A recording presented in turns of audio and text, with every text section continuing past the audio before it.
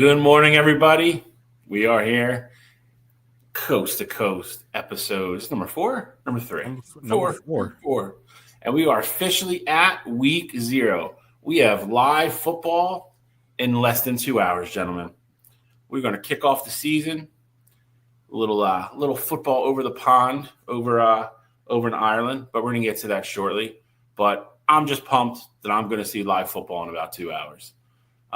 Not the best week 0. Last year's was definitely a lot better. But beggars can't be choosers. We get football. We get real hitting, real plays today. So I'm freaking pumped.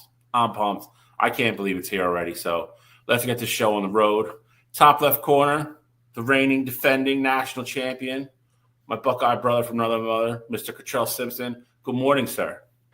Good morning, gents. I'm excited that college football is finally back here.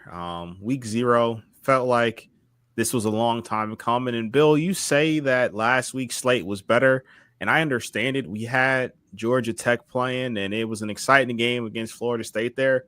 But anytime you give me a ranked v ranked matchup to start the season, you won't have too many complaints from me. Listen, I think the game's going to be great, and it's a conference game. So don't get me wrong. I think that game's going to be great. But I think I also think Georgia Tech starting the season at that point with what we all thought was a huge upset at that point before, Florida State just pissed down their leg all year. I thought was also a cool story. But again, I'm not complaining. I don't want to make it sound that way. So before we get started, top right corner, the hopeful next champion. We'll see. The Oregon Duck himself, Mr. West Coast, Mr. iBlack, Mr. Alex Elmore. How are you, sir? I'm good, man. We out here in Eugene. We're tailgating a week early. We're not playing this week, but we're eating nachos. It's 7 a.m. I don't care. They're delicious. Had to mute myself while Cottrell was talking so I could ignore him. That's usually what I do. But no, it's good to be here. And how dare you, Bill? How dare you disrespect Farmageddon? Iowa State, Kansas State. This is an all-time rivalry, Bill. This is a huge game, and I'm excited for it. I know the fans of Kansas State and Iowa State feel exactly the same. So no disrespect on my side. Go Wildcats. Cottrell, we totally forgot to set the over-under for this episode. I'll text it. See, I'll text it to Avery Johnson. I thought of the number already. Avery Johnson. I'm going to put hashtag on the bottom of the screen the whole episode that says hashtag Avery Johnson for Heisman. All right, so this episode already 2, by the way, so that's going to play into my number. All right. So you already count those. All right, fair enough. Forget about this. I'm going to just do it. We're going to preview the Big Ten, obviously, today. 2-time reigning defending champion, Big Ten Conference, maybe a third. I think the narrative's starting to switch. The pendulum is definitely moving. We're going to preview the Big Ten, like I said. We have a live game, as Alex said, Farmageddon. We're going to break it down. We're going to pick winners here for that week. We got to add, obviously, the Big Ten to the Elimination Mountain. And after that, that'll probably get us out of here because we do have to be on time today. We have a kickoff to adhere to. And then next week is bonkers. So I'm not going to get into that too much, but next week's going to be a show and then some. So, let's get started. As always, break the huddle. Mr. Elmore, take it away, sir. Shotgun, DC right, flip 90, dig, on the center, ready? All right, welcome to Break the Huddle, our weekly segment going over all the top college football news from the week.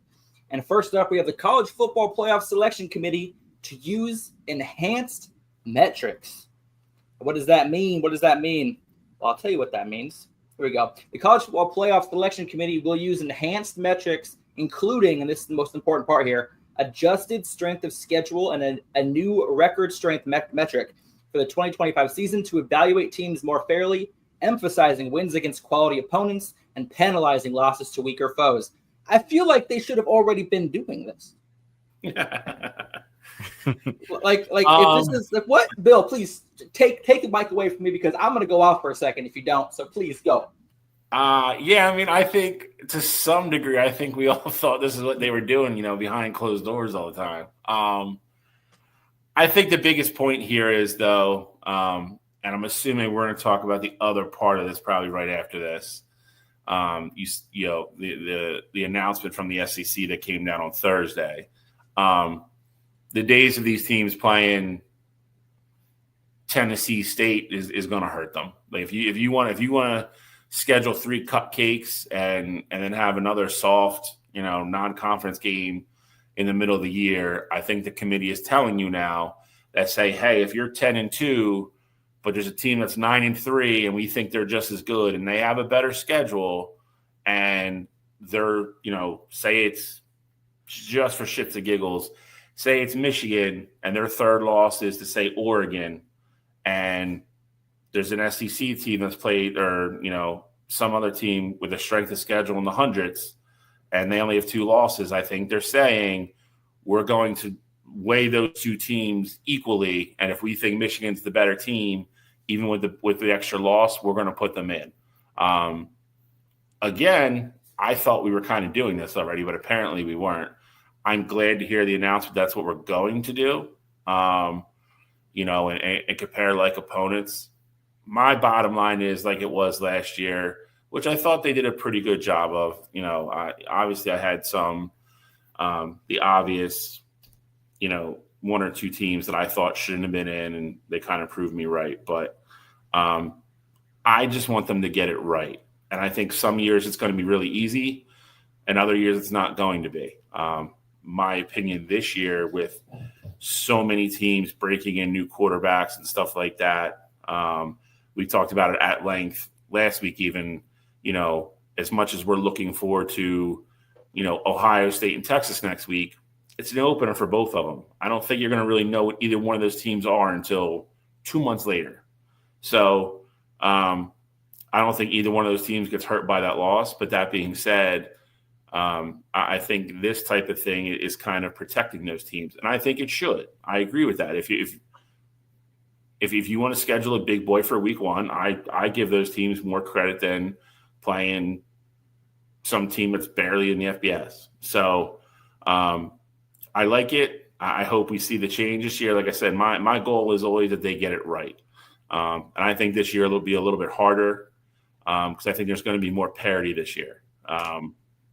But I think the selection committee will hopefully do the right thing, and, you know, we'll see how it plays out, and we'll see how the argument changes at the end of the year when we first start getting into the college football rankings, because there's always different metrics and you hear different arguments and, you know, stuff of that nature. So I hope everybody's on the same page now, and we'll see how it plays out. We'll see if they have the balls to actually, like I said, do something like that, especially if it's going to be at the cost of a Big Ten or an SEC team. It'll be really interesting.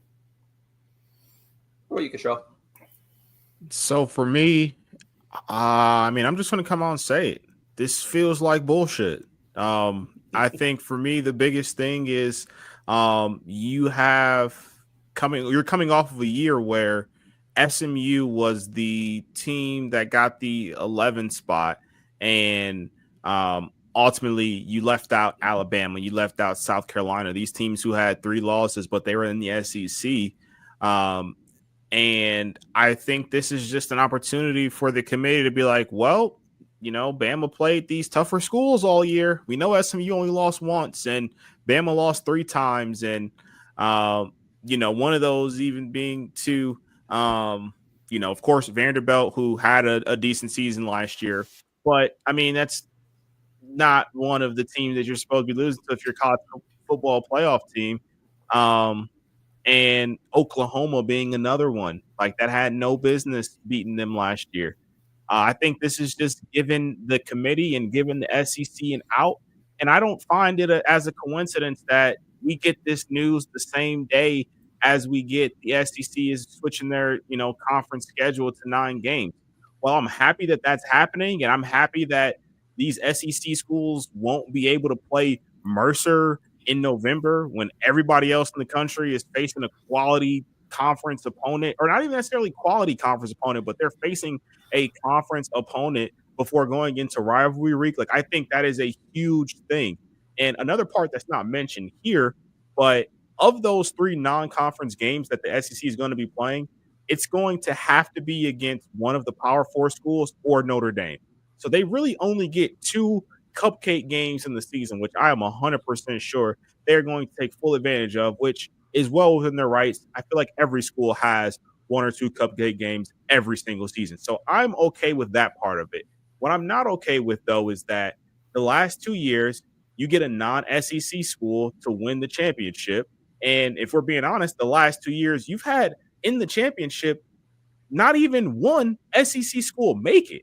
So I think this is really just a ploy for them to say, hey, we're going to try and get in as many of these, in this case, SEC schools as possible. It may also work in favor of the Big Ten as well for some of their, schools like in this case, like for this year, Illinois may be a team like that, or Indiana, things like that, depending on how their schedule falls and who they have on their schedule there. But I think this is, in theory, it sounds like this is what they should have been doing all along. But at the same time, I think this is going to screw teams like a SMU, who we saw have a magical year last year. They lose the conference championship game to Clemson. I know they had a loss earlier in the year as well, but they were 11-1 going into the conference championship game. They deserved a spot into the playoff. And I feel like with this new advanced metrics and just the way that everything played out, especially with the timing of everything, they're going to find ways moving forward to say, hey, SEC school, we're going off strength of schedule. We're going off of quality opponents. We're going off those preseason rankings.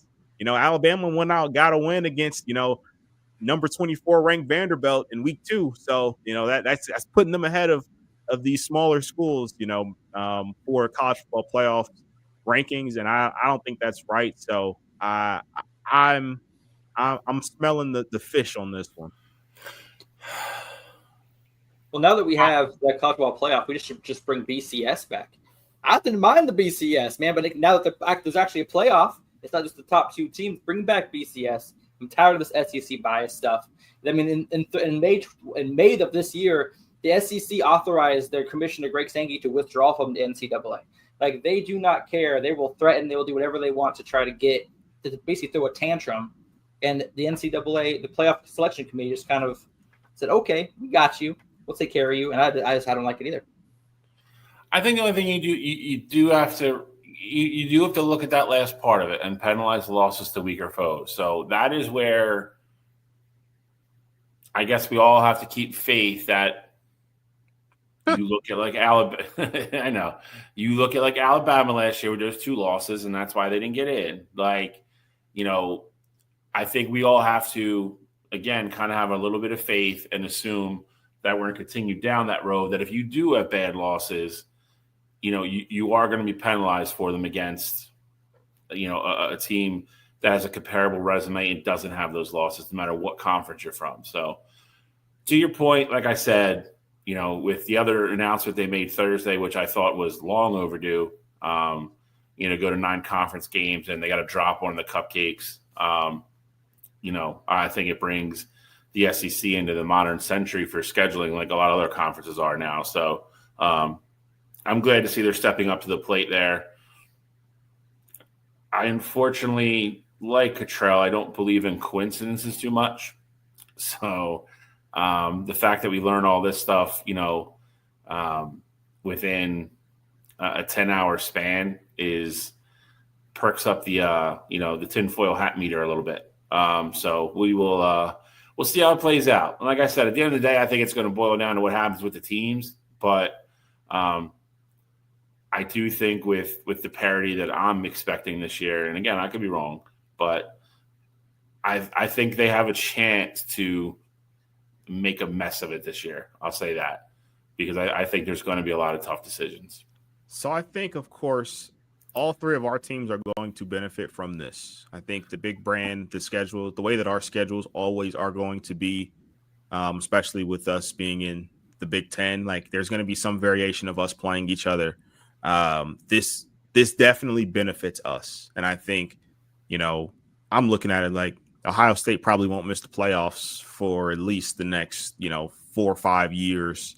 Even if they have a bad season, like them losing 3 games, they may still make it in because of this new change. So like as a Ohio State fan, I think this is beneficial for my team specifically, but looking at the actual state of college football, and as a person who, if my team's not in it, I'm always rooting for the underdog, even if it is like a fool's gold situation. We talked about Indiana last year. Bill was saying all along they were fool's gold and their schedule was this and their schedule was that. They had one loss all season. There were other teams. South Carolina had 3 losses, and as high as I was on them, you lose 3 games and another team only has 1 loss. Sometimes something's got to give there. You've earned the opportunity to go to the playoffs. Same thing with Alabama. You lose 3 games. One team has 1 loss. They were already ranked ahead of you before all that happened. I don't care who, necessarily that you beat there. I care that you had 3 losses, and some of them were actually bad losses. So I just hope moving forward that the first year that we get this, I hope they paint a clear picture of what is important and what's not important. And there's not this, ambiguity with as far as like the gray area, like, all right, well, this is Alabama, so we grade them on a curve, as opposed to a school like an SMU or an Indiana where they don't grade them the same kind of way. All right, but like let me give you a hypothetical. Say South Carolina only had 2 losses last year. Their strength of schedule was dramatically better than Indiana's. Indiana's was in the hundreds. Who would you put in? That's tough. I mean, I probably would have went the South Carolina route. Ole Miss. Leave it. Let's not. Ole Miss lost to 6-6 Florida. They're not even in the discussion. Let's Ole not. Miss was ranked ahead of South Carolina. Anyway, just relax. My point being, I think this was my issue with Indiana. You have to look at the whole picture. I know they had 1 loss. They didn't have a good win. Like, they almost lost to Michigan, who was, at that point in the season, was not playing that well. And then the good teams they beat, or they played, they were thoroughly beat. That was my like, at some point, you just have to look at what's going on. And like, I know what it says on a piece of paper and blah, blah, blah. But if you watch South Carolina play all year last year, and again, this is only saying they had 2 losses. Again, 3 losses is a different discussion. But I think this is what they're getting at. If you have a 2-loss team that has a top 40 schedule and their 2 losses are not, horrible losses, and you put it against a team that has 1 loss but really hasn't played anybody or doesn't have a quality win, I don't think you can just automatically say that team with 1 loss is the better team. And again, I don't mean to pick on Indiana, but it ended up being exactly what I said it was. Like, every time they stepped up in a different level of, quality versus team, they got smoked. Like, they had the benefit of a very easy schedule, Michigan having an off year, and not having to play all the big boys, and they got in and they got embarrassed. And like that, and I think that is the type of, I think, niche situation where they want to get rid of. Like, if it is a 2-loss Ole Miss team or a 2-loss Alabama team versus a, just for the sake of this argument, a 1-loss Indiana team, which team is really better? And I think if you're comparing apples to apples, then you got to go, okay, then Indiana only has 1 loss. And, if their strength of schedules and strength of record and everything are really close, then you do have to give Indiana credit for not losing the additional game. But when you have a team that has a strength of schedule that was they were like 106, something like that, they were in the hundreds. Their strength of record was the lowest of the 12 teams that got in. Again, 9-3 Alabama with their losses were unforgivable. Ole Miss losing that last game to Florida, which we all talked about and laughed about. If they win that game, they're probably in the playoff. But you can't lose to a 6-6 team. At the same time, those losses are unforgivable, to Cottrell's point. So I guess that's like Indiana's like the test case, or the one that's going to be the example going forward and what they want to get away from. And I guess we'll see how they handle it. It's going to be interesting. All right. Well, I think we've talked about this. Cottrell, any final thoughts before we move along? Nothing for me. All right, we're going to lighten the news up just a little bit. Auburn to retire the number 2 jersey worn by Cam Newton. Obviously, here is his 2010 stats. He won the Heisman this year. He won the national championship this year. Cottrell, don't say a word. I didn't even thought of anything. Anyway, look at that. I mean, just look at the statistics. 50 combined touchdowns through the air and on the ground. Almost 1,500 rushing yards, almost 3,000 passing yards. Sometimes you forget, like I forget sometimes how big of a beast Cam Newton was at Auburn. Like, obviously, this is deserved, yes? Oh, without a doubt. And I mean, I think the funny thing about this is that unofficially, Cam Newton's number has been retired at Auburn for a while. Like, no one wears number 2 at Auburn. I know that they had who's their quarterback now? Deuce Knight, I think, is their freshman quarterback now. He tried to ask Cam, could he wear number 2? And Cam's like, no. Like, you haven't done anything yet. Like, I know you've worn 2 forever. You're a 5-star kid, but no, like, you're not wearing 2. Like, you got to earn it. So 2 has quietly been retired there for a while now. So it's definitely something that is deserved. Cam Newton was an absolute monster. And it's funny because if you look back at that Auburn team and look back at that actual roster that was around him, or at least the offense that was around him, they had no business going to the national championship and being as dominant as they were on offense. But Cam was a one-man wrecking crew, and it's definitely deserved for Superman. Well, hold on a second there. I mean, didn't he play with whatchamacallit? Tim Tebow? Who was his running back? Jonathan Dwyer. Didn't he play with Cadillac too? No, he played with Dwyer. The year they won that championship. I'm not trying to take anything away from him because as a college player, like I'm on record, he's like a top 15 college player of all time. The dude was an animal. It's well deserved. So I don't even want to get into that. Their team wasn't that bad though. Like we're not going to go that route. Cam Newton was the only offensive player to make it to the NFL. How many times do you see that as the case of a team that wins a national championship? Because he didn't give the ball to anybody. They have offensive linemen. They got tight ends. I mean, he threw for 30 touchdowns. He had to give the ball to somebody. Yeah, it was Michael Dyer was the running back. No other names. There's a bunch of nobodies. Like, if you're not a college football fan, you have never heard of the guys that Cam Newton was out there playing with. God, that was such a good Oregon team too. Darren Thomas, the Michael James, Kenyon Barner. It was. That was a freaking beast of a team. That was a great game too, though. I know, 22-19. They debuted my favorite jerseys of all time from them. Such a good game. God. Whoa, freaking A. Anyway, I'm gonna cry on air. I said I wouldn't do this, guys. Anyway, I think it's obviously well deserved. I'm a fan of Cam's little podcast show that he has. It's entertaining. He's got great, funny interviews. I love it. But no, I think well deserved. Cam Newton, congratulations. Moving on. New QB1s on campus, y'all. Obviously, there are other names besides these. I'm sure that my main man Cottrell up here is going to talk about one of them. Absolutely. Here shortly. But these were some of the bigger news from earlier in the week. Obviously, Julian Sand was announced earlier in the week. The guy I'm most excited to check out is Steve Angeli, Syracuse. Obviously, we know him from Notre Dame's college football playoff run last year. I'm excited to see what he can do in Syracuse's offense. So player, that's my favorite player to keep an eye out for. What's going through your guys' minds when you look at the list?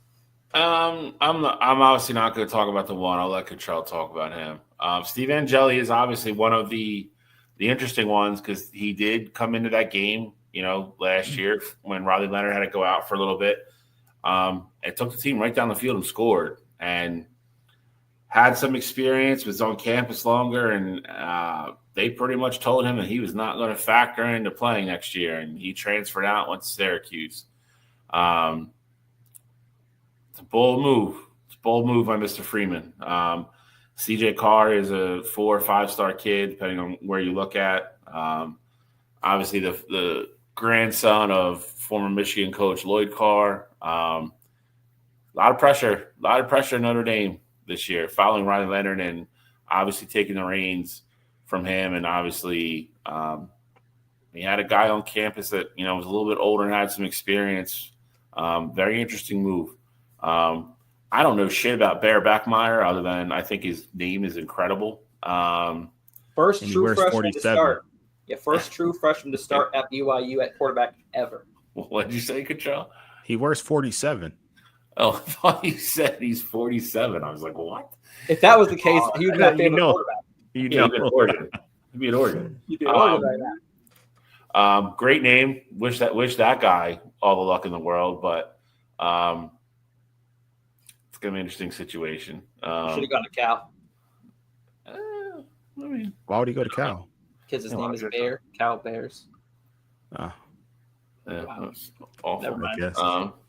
And then after that terrible joke, I'll turn over to Cottrell to talk about his starting quarterback. I mean, obviously, I'm excited for Julian being our starting quarterback. Even before he was at Ohio State, like while I was still in high school, I was a big fan of Julian. And when we first lost out on him to Alabama, definitely disappointed there. We pivoted. We got Aaron Nolan. Didn't work out. He's in South Carolina. And we got Julian before he could even step foot on campus at Bama, really, because Nick Saban retired. So it worked out for us in the long run there. But strong arm. Definitely looking forward to seeing him play. And I'm happy that he's ultimately named the starter there. I think the one thing that's interesting, though, here is, just kind of keeping it with the Ohio State ties is you got JKS at Cal winning the starting job. He's a true freshman, very familiar to Alex. He had literally signed to Oregon. Really same kind of deal as Julian saying with Alabama. He was at bowl practices. So he was on campus for the record. The early practice period, he did go to Oregon, just wanted to clear that up. He was there for all of 8 days, 10 He days. said Like, it he was couldn't nothing find the weight crazy. room. I'm just saying he could find the weight room. I mean, you're there for 10 days. If he went back, he might not be able to find the weight room. But yeah, so he was signed to Oregon, was expected to be the future guy there. Ultimately goes to Cal. I'm assuming they gave him a nice NIL package, not necessarily saying better than Oregon, but they probably also told him that, hey, you got a chance to play here right away. And sure enough, he wins the starting job and beats out Devin Brown, who was a former 5-star kid that was competing for the starting job at Ohio State the past couple years there. So that's pretty interesting, especially him being a true freshman to go in and do that, especially against Devin Brown, like I said, who was a former 5-star as well there. So I'm really curious to see how that plays out for him. And then the one name that's not listed here, I got to bring him up because it's my guy. Malachi Nelson has officially won the UTEP starting quarterback job. And for you guys, I know UTEP won't be on your radar much. I'm excited for the week 3 matchup of Malachi Nelson versus Arch Manning. I brought it up last week. These are the two of the top guys from that 2023 QB class, along with, Dante Moore and Jackson Arnold there. But I hope Malachi Nelson is able to figure it out there and he gets to showcase that talent that I know he has in him. I knew you had to bring him up. Along those lines, I will also very curious to see what Alex Orji looks like this year. Won the starting job at UNLV after transferring out of Michigan last year. Named starter the other day. And they play later today, so I will be very curious to see what he looks like. See if his game has progressed at all. See if he can throw the ball or not. Pretty much.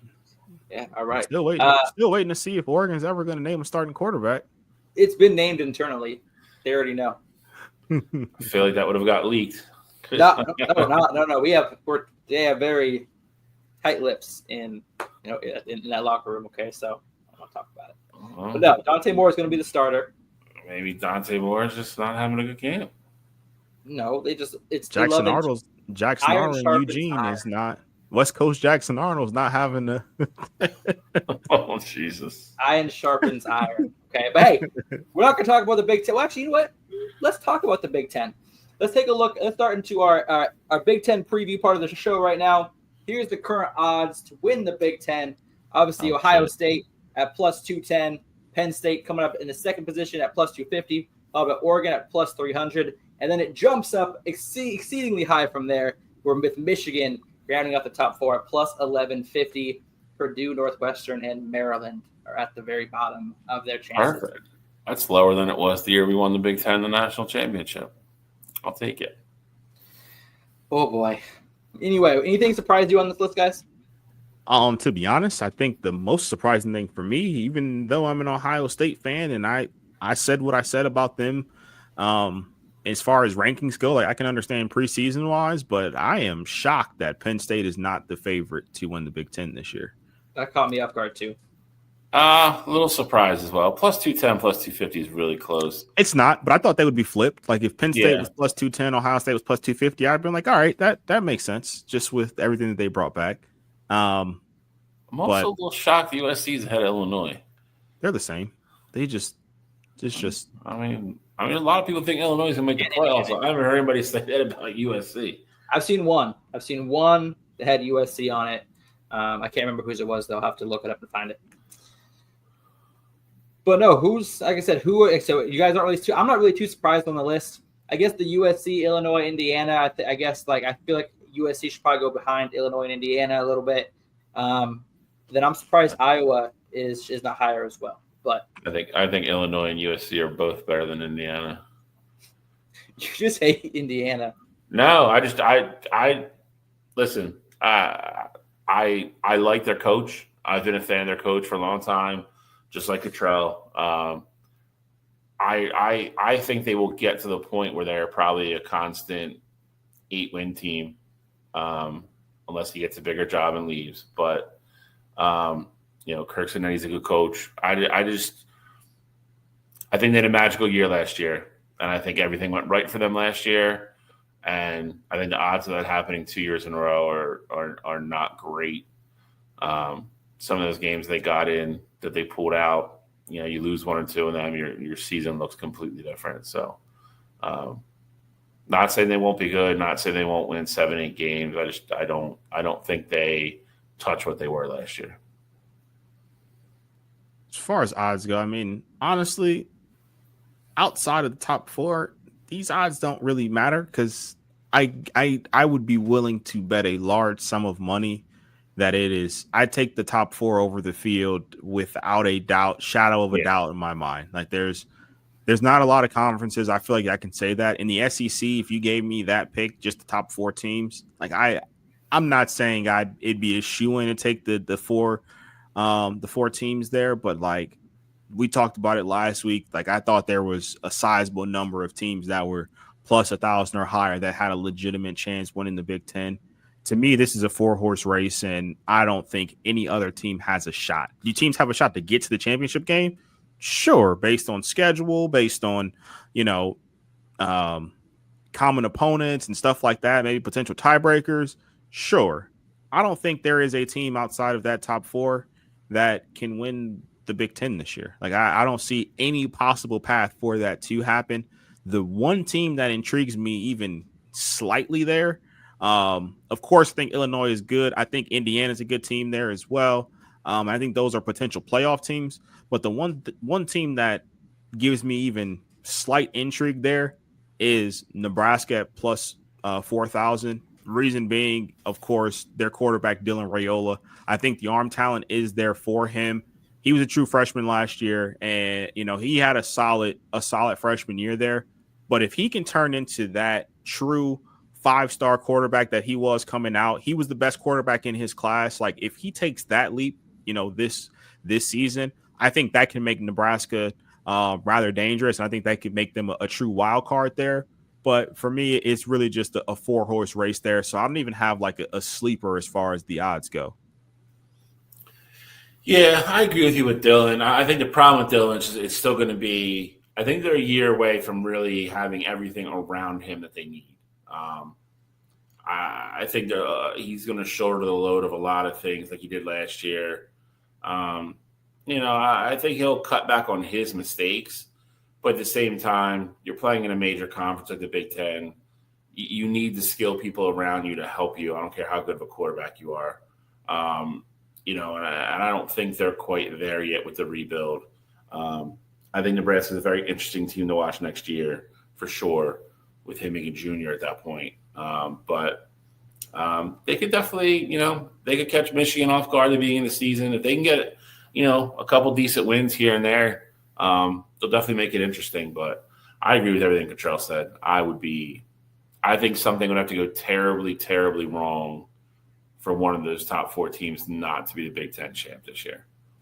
Like, catastrophically bad things. And what could go bad is that Iowa absolutely takes over the Big Ten behind new quarterback Mark Gronowski, 2023's Walter Payton Award winner for the best player in FCS, in case you did not know that.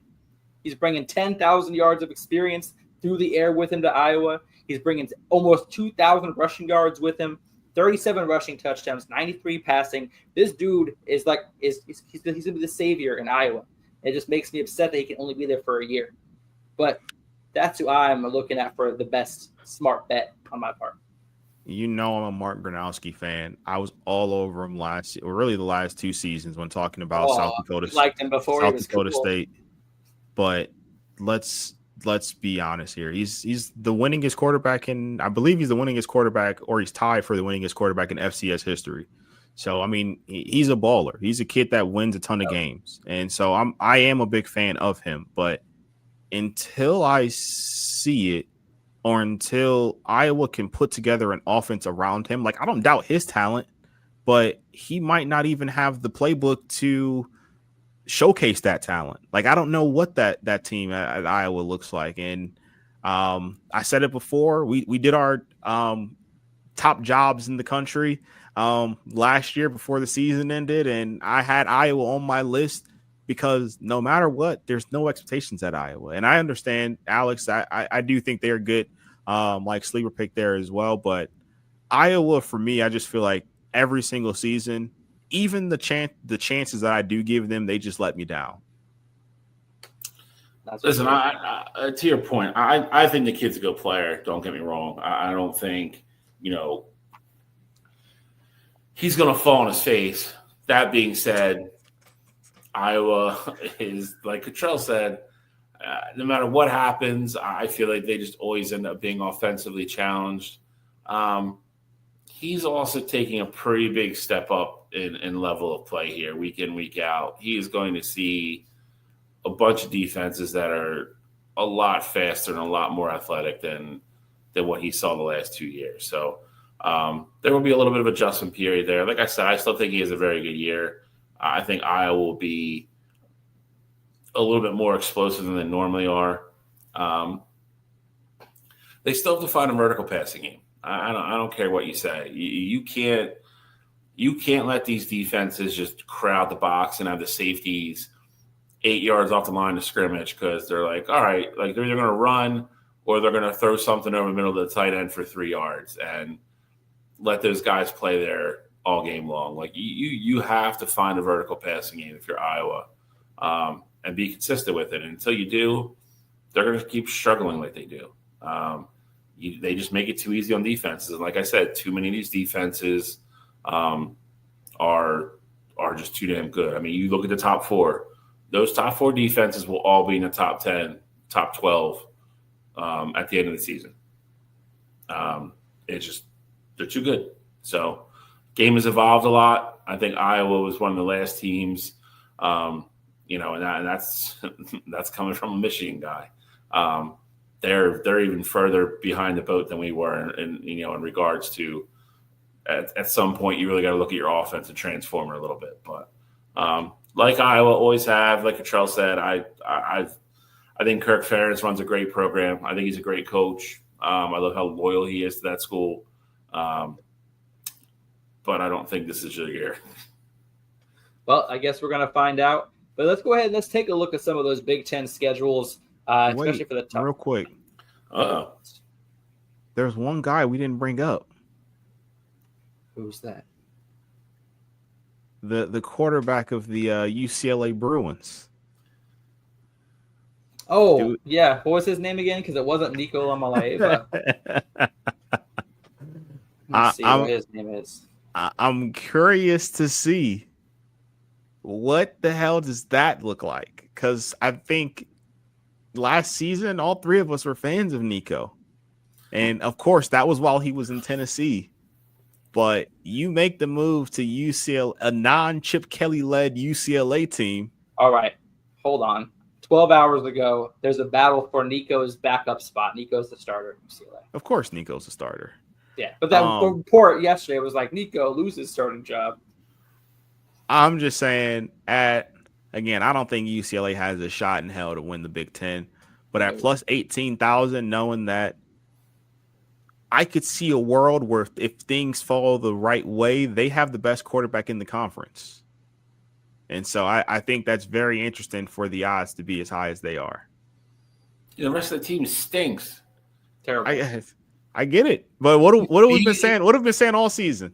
What have we been saying all season? That's QB fine. play matters. It does. But you're still talking about the same conversation we've had. Like Julian saying, still going to be throwing the ball to Jeremiah Smith. Like, you're right. You need that part of it too. Like, Nico is Benny the Jet, bro. Like, he's playing a bunch of idiots in the Sandlot. That's what he is right now. Like, he went Tennessee and then he went backwards. Like that, like so ass backwards. Like, if he would have like left Tennessee and showed up like I don't even know, like USC, I'd be like, all right, I'm interested there. Let me see what Lincoln Riley can do with Nico. Like that would have made sense to me. UCLA, like, what are we doing? Like, we're gonna find out week 1. At that point, you might as well went to fucking Purdue. Like, it's just it's stupid. They have Utah week 1.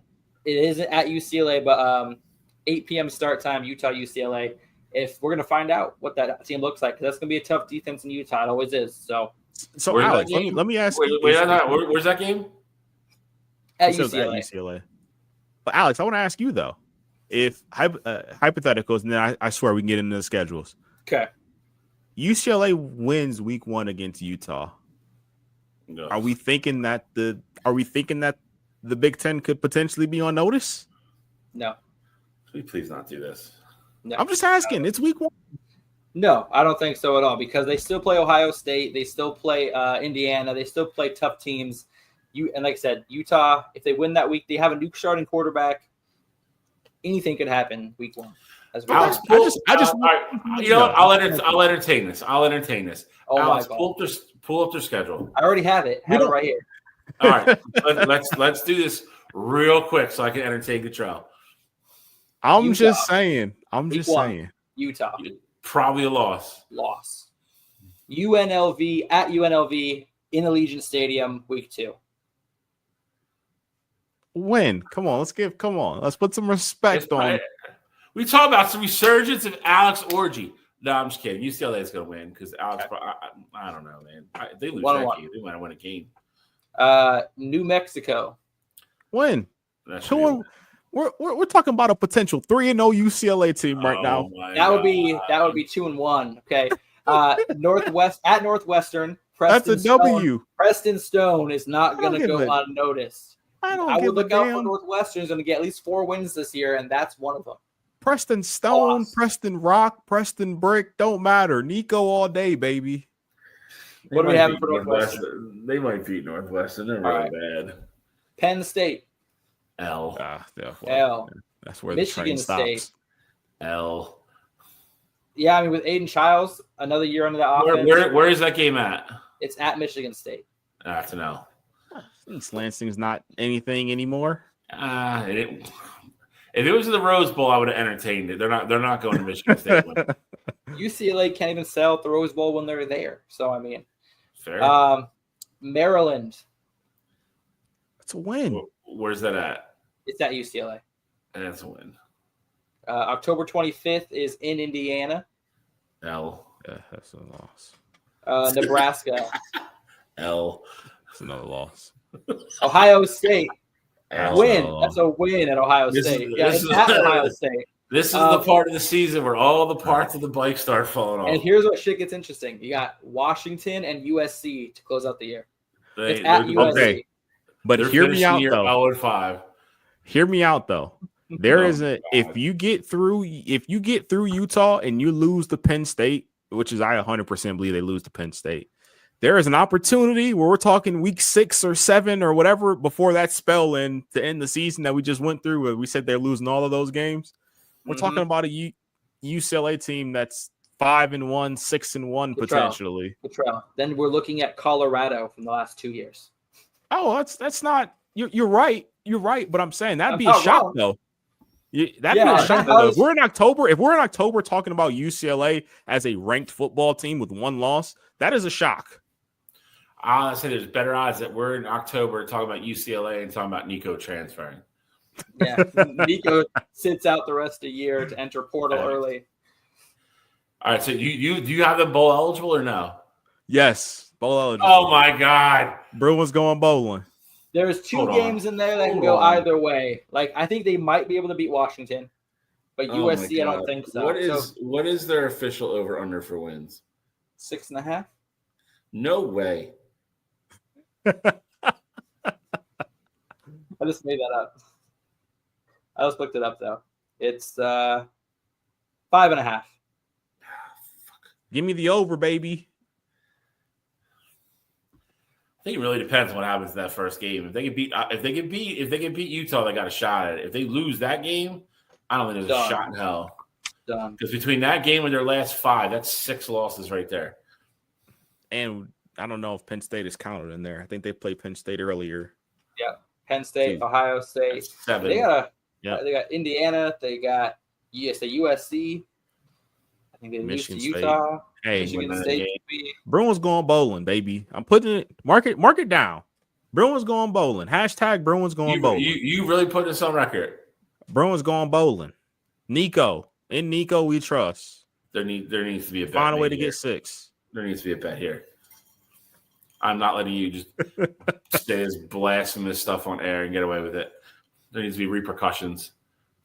Hey, thank you, Alex. Start the tradition right there. We're starting the trend right there. You know what? I like this a lot. Here's what we're gonna do. We putting them all together. There we go. Bruins and Iowa going bowling. Iowa wasn't a question about bowling. I just wanted them I agree. Iowa's going bowling. Yeah, that's exactly what they're doing. Let's take a look at these schedules. We're talking about them anyway. This is going to be the 6 of the top. Off fucking rails now. Hey, at least I haven't said slobber knocker once today. Yeah, that's done. We need to have a slobber knocker segment, I think. I think we should have a Fool's Gold award for that. Bill gives out every year for the most overrated team. I'm down for that. I love punishing teams. Anyway, we got the top 6 candidates for Big Ten championship this year. Obviously, Oregon, the defending Big Ten champion, not Ohio State. We're talking about the Big Ten here, not national. So I don't want to hear nothing from you, Cottrell. But no, take a look at the schedule. What jumps out at you guys off the page? Who do you think has the easiest road, toughest road? Alex is reveling in those little accomplishments as usual. Boys, little victories. I haven't even looked at all these. I know. Yeah, I'm looking at them now. Yeah, but I honestly, when I look at this, like Indiana's schedule, Bill, I know you're going to hate on this, but Indiana's schedule is not terrible. They got really 3 games that are going to be tough. 4. 4. You have unless 4. Unless you're not counting Iowa. I am. I got Iowa, Penn State, Oregon. They're losing at Iowa. Illinois? For sure. They're at Oregon. They're losing. They're at Penn State. At Penn State, they're losing. That's 3. Illinois. Yeah, no, it's at home, but Illinois is going to be a tough game. It'll be a tough game. No college playoff for them this year. Hey, Fernando Mendoza, man, he is someone you got to keep an eye out for. All right, since we're talking about Indiana right now, I actually like what the offense they put, especially using the transfer portal this season. Obviously, they got Fernando Mendoza from Cal. He threw over 3,000 yards last year, 16 touchdowns. The offense was absolutely terrible, so I do look for his numbers to have an uptick this year. And then he's got a number 1 wide receiver in Elijah Surratt, who had just under 1,000 yards. He transferred with Cignetti from JMU. He's a fantastic wide receiver, came back for another year, had 8 touchdowns last year. He's also got a huge weapon in Omar Cooper, who averaged 21 yards per catch last season and 7 touchdowns as well. So he's got a deep threat available as well. And then the player that needs to be noticed the most is Lee Beebe Jr., coming transferred over from UAB last season, even when they were always playing from behind, didn't get a lot of opportunities to run the ball, still had 884 yards last year, catching 30 passes out of the backfield. If he wasn't splitting time with, I forgot the guy's name, Roman Hamby, I believe is his name, from Maryland, I think he would be someone that have your eyes out for a Heisman contender. That's how much I believe in this kid on the field. So look out for some weapons. Fernando Mendoza can sling it, and he's got the guys to get it too. So Indiana's going to make a lot of noise this season. I think the offense looks better than it did last year with Curtis Rourke. That's my maybe hot take.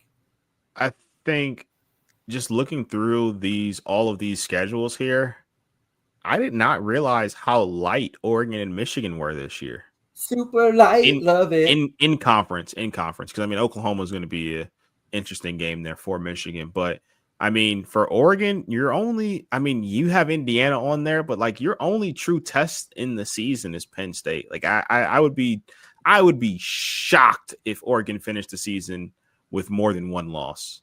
There's two games that worry me, Cottrell. Obviously Penn State, but that's a top quality opponent where, according to the committee, that won't hurt if we lose that game. So really no care there. But my real big worry is that last game of the season against Washington. Whether we're a superior offense, defense, and special teams team, every time we go on the road to end the season there, it's going to be a struggle. It's going to be a fight to the death against those guys. And they will, especially if we're in line to make the college football playoff or even the Big Ten championship, they're going to want nothing more than to end the season for us or end our chances at another Big Ten championship. So that Washington game honestly scares me the most on the schedule. Which I can understand that. I mean, your rivalry games, especially ending the year, coming off of a game potentially against USC, who we don't know what that USC team may look like. Like Oregon, 100%, you expect them to win that game, but it may take a really good effort from Oregon to win that game, and you have this emotional high, and then you go the following week on the road to Washington, where it's like, damn, we really gave everything we had last week. So I 100% can understand where you're coming from there with that. But I'm just saying, like, in comparison to some of the other schedules there, like I'm looking at Penn State, where they have to play Oregon, they have to go to Iowa, and they have to go to Ohio State. Those are three tough in-conference games where Michigan and Oregon really only have, like, on the surface, like on paper, one truly tough, battles of games there with Penn State for Oregon, and then of course, Ohio State, Michigan to end the season there. And then just looking through some of the other schedules there, a lot of people are high on Illinois. I think we'll know what Illinois is after the Ohio State game, because they have to play Indiana in week 4 there, and then you also have Ohio State there. So I mean, I think there's an opportunity where Illinois is 10-2, and they would have a claim to potentially make the college football playoff there. But I mean, those are, again, two conference games that are going to be against ranked opponents, and Michigan and Oregon, I think, are going to have the luxury to take care of business in a rather light conference schedule. Yeah, at Oklahoma for us is obviously the big one, week 2. Doesn't kill us if we lose because it won't be a conference game. But after that, it's what do you have there? Oh, a lot of winnable games. Nebraska's the tricky one. Because it's early in the season. We just talked about Dylan Raiola and see how he plays. But after that, it becomes, Wisconsin at home, we should be fine. At USC, we'll see. Again, it's another place they could possibly trip up. But then, at Michigan State, we should win. And then Purdue, another bye. Then Northwestern, Maryland. And then, we'll see what happens against Ohio State. So, definitely one of those things where, if everything goes right, if they can get to 11-0, then, you roll the dice and see what happens with Ohio State at the end of the year. But, I think it's a little bit of there's definitely pitfalls in our schedule. But if we can get through them, then it can get real manageable real quick. Oregon's I really haven't looked at my time. I'm going to stay in Northwest. Control. While he's looking at Oregon's, which games makes you the most nervous on Ohio State's schedule?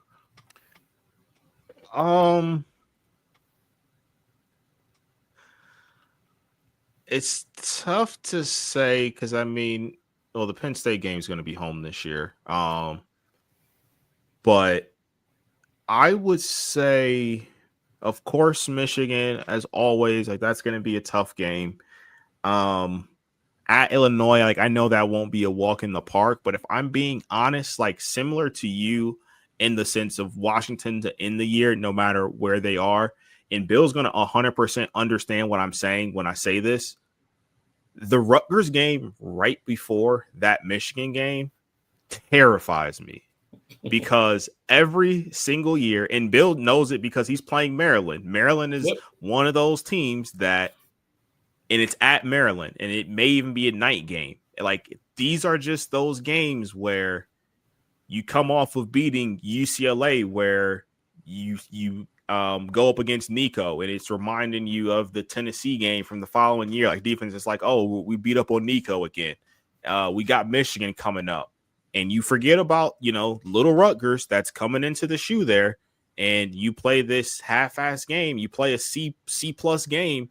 And it's a 1-score game going into the fourth quarter, or you're not like in true danger of actually losing it, but it's like, what are we doing here leading up? Like we got to be all cylinders, all systems go, all cylinders firing the week going into to Michigan there. So I think always seeing who that is, I would much prefer that to be a Purdue or, a Northwestern.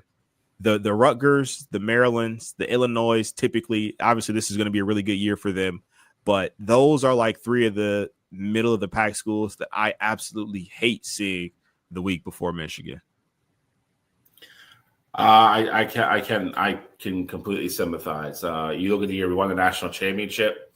Other than Ohio State, our next closest game was Maryland the week before. We didn't play well, but Baby Tua gave us everything we could handle and then some.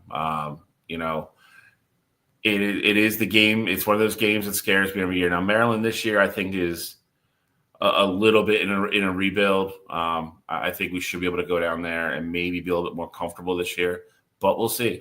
You look at Ohio State Rutgers last year, or maybe it was 2 years ago, where it was like, was it 14-10 at half or something? And Rutgers was kind of shooting themselves in the foot a little bit, and then Ohio State came out in the second half and handled business. But those are the games that definitely make you worry because they go sideways. Because I don't care how focused you are, whatever. Both those teams know next week what they're doing, and it's hard not to just be like, we just got to go to Maryland, just handle business and get back on the bus, and then go home and get ready for Ohio State. And Ohio State's the same way. You know what I mean? So it's they're still kids. So those weeks always scare me. That's where you really need to have faith that your coaching staff is keeping kids focused and kind of eye on the prize and all that good stuff. So, at Northwestern, we've historically not played great there either. We win a lot. Stone. No, we win. It's just one of those things where it's always I just same thing. I would like to go there and just have it be 34-10 and just be a nice relaxing day on the couch, but it'll be 24-17 with 2 minutes to go. It's always one of those things. I remember the one year, I think they were undefeated when they played Northwestern, and Anthony Thomas had not fumbled his entire career at Michigan, and they were on the one, and he was going in to score to put the game away, and they fumbled, and Northwestern went all the way down the field in 40 seconds to tie the game. We won in overtime, but that's how we are at Northwestern. It's weird. So listen, we've said this before too, and we do say it about the SEC as well. Don't get me wrong. That's funny that you said that about Northwestern. That's how I feel about Oregon every time they go to Arizona, whether it's Arizona or Arizona State. The Ducks are ranked, and one of those teams are not ranked, they will lose. It's weirdest thing. They're still Big Ten teams, so you could look at the odds to win the thing and win the conference and all that, and a lot of that's accurate, but to win a football game on any random Saturday if you don't play well, you're still talking about Big Ten athletes. Like, you're not. It's not like you're playing like high school kids. So, and to our point earlier, talking about the damn SEC, it's going to be different when you're scheduling. And I don't care how bad they are. It's going to be different when you're scheduling Arkansas or you're scheduling, Vanderbilt or, other schools that aren't necessarily world beaters there. But it's different than playing Mercer the week before your rivalry week. Like, I guarantee you, if Arkansas has to face Alabama the week before Alabama is going to Auburn for the Iron Bowl, like, that game will be a barn burner moving forward there. So it's just one of those things. And, Alex, you said it. It's the same way for you with Arizona. If that's the game before Washington and Washington is a good team, then, it's one of those things where you're going to be on high alert because you know how it always goes there. So, looking forward to it. Well, what is your? Should we just run down through the schedules really quick? You guys want to break down what you think about your teams going into the season, what your hopes are, what your fears are, or how do you want to do this? We can do that. I mean, we didn't really go over your schedule yet, but at Penn State's obviously the big one. Right. To Cottrell's point, going cross country again right after that back to Rutgers is, it's not ideal. Other than that, Iowa. I can see Iowa scheduling that game at night. Probably. And I can contest, and so can Cottrell. That place becomes a death trap at night. Not a place you want to go at the end of the year. Go to Kinnick. We tried to tell him last year, Bill, with Wisconsin. We told him it was like you don't want to go to camp. You don't want to go to Camp Randall in November. You guys won, but let's not act like the game wasn't tight. Your offense looked like a shell of themselves. And Wisconsin was terrible. That had you on eggshells the entire day, and Wisconsin was awful last year. So we just tried to tell you that's how the Big Ten is, man. We tried to give you the fair warning that, that was one of the locks of the year. We're defending Big Ten champs, so we know how the Big Ten is. It was pretty easy. Minnesota at home, USC. I think you guys at home handle. And then at Washington, like you said, it's there's a lot of people high on Washington this year. So a lot of people I think Washington's kind of the sneaky team in the Big Ten this year. So, and it's a rivalry game, so it's no different than how me and Cottrell end the year. Anything goes. So, but overall, I think you guys are pretty manageable like us. I don't think anybody really, if I'm being honest, Cottrell, that game's away. What? Penn State. No, I did that. I messed up. It's a home game. Oh.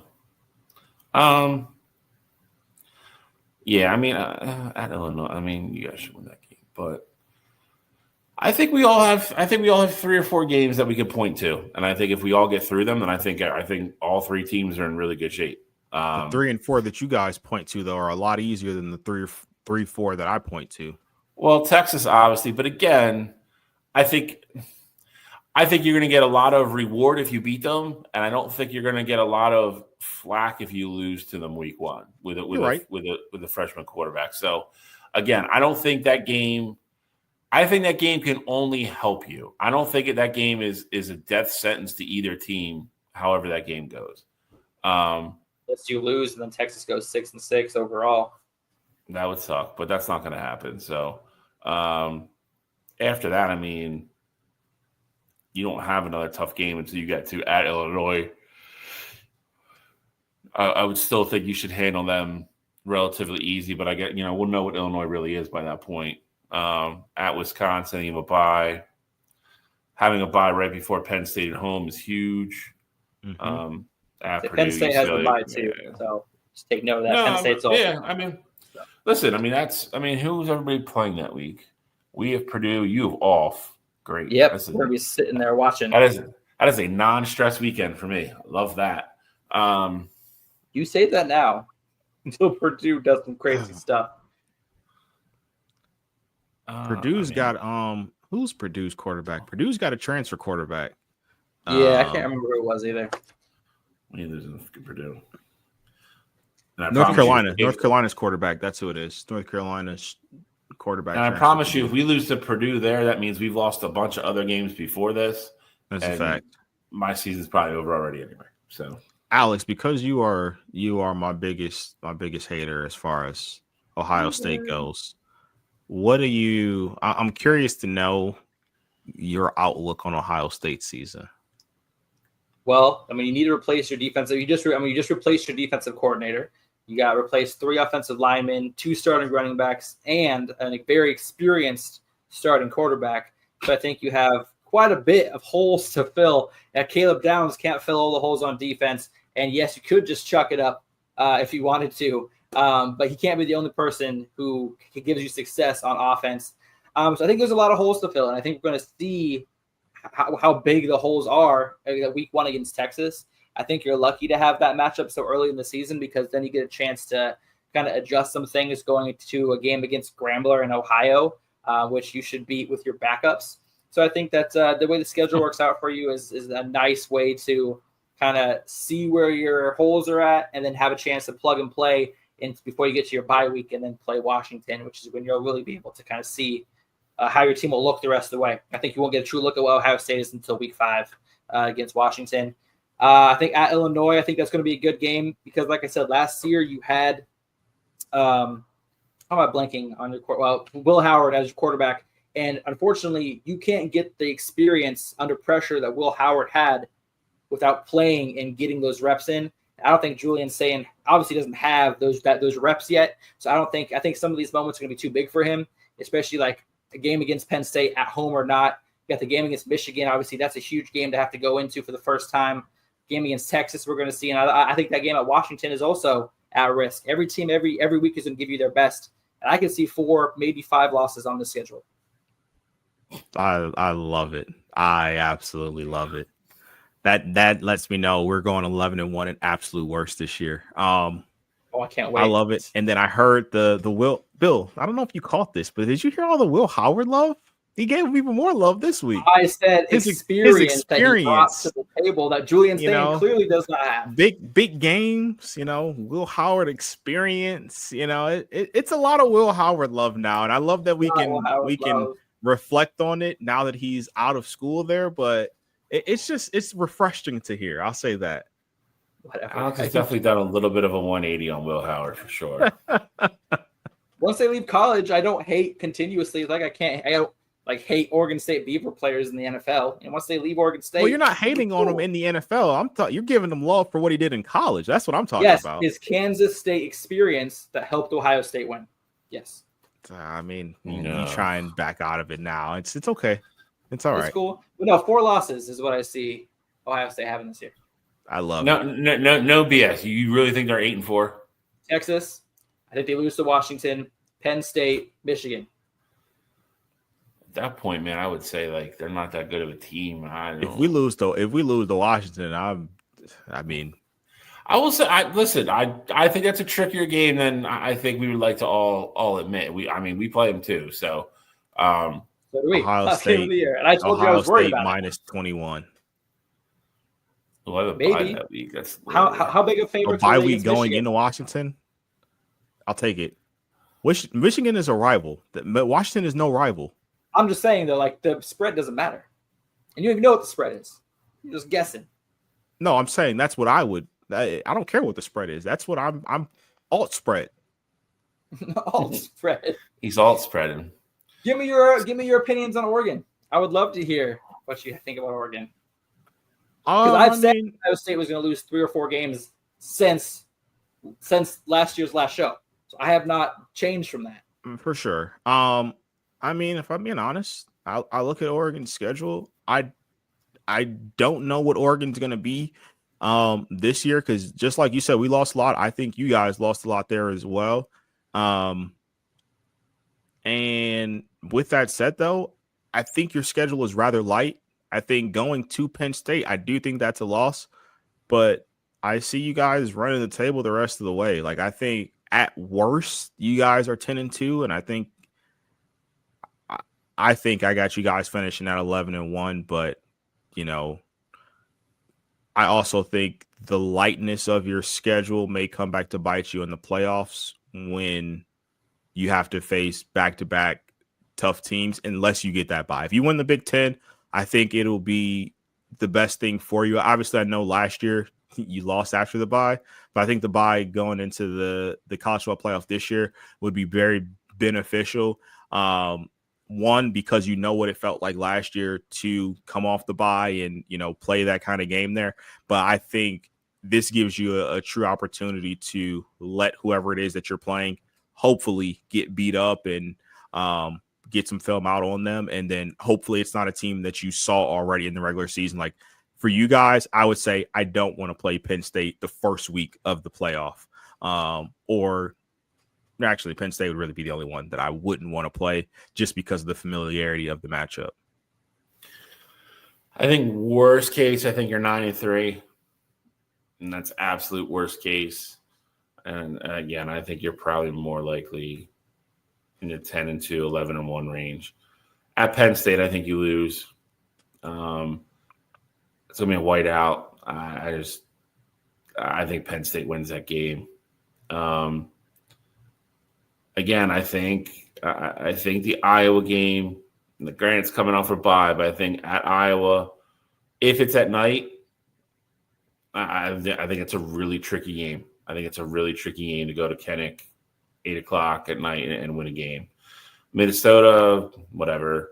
USC at home, I think you should take care of. But if we're being honest and we're saying that Ohio State can go to Washington and lose, then I think Oregon can definitely go to Washington and lose. So, again, I think 9-3 worst case.